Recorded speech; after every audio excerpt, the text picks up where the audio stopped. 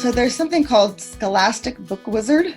You can just Google Scholastic Book Wizard. I think there's an app now too. You could put in the title of a book and it'll tell you the reading level of the book and usually the Lexile score, which is a little bit more in depth than grade levels or grade equivalents. The problem is with that, it's mostly new books, which a lot of them are twaddle, quite honestly. So a lot of like the classic literature books that I use in Gentle Feast, you're not going to be able to find the reading levels for those, unfortunately. In terms of 100 gentle lessons and kind of how that works, level 1 is really starting back at like the beginning. So children who know their letter sounds, have that phonemic awareness, can put sounds together orally. They're just starting like formal reading lessons.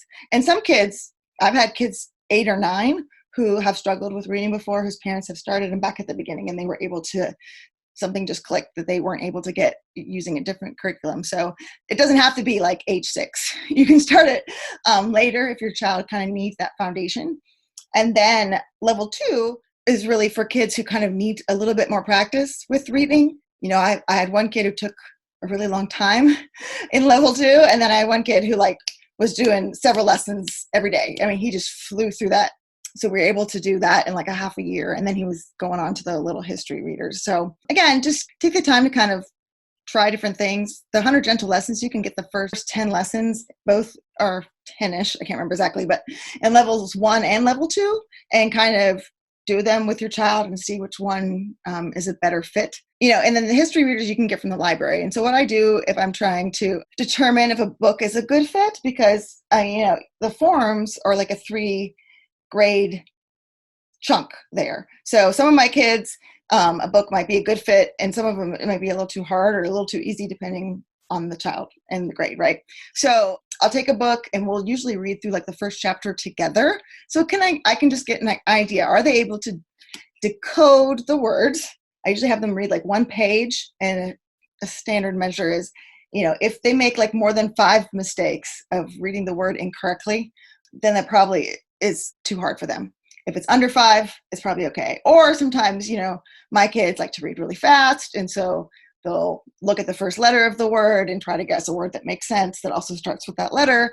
And if I go, oh wait, no, and put my finger, they'll fix themselves. So then that's not an error of decoding ability, it's an error of getting them to slow down. So, you know, read through the book and see kind of how many errors they have, and then ask them what happened on that page.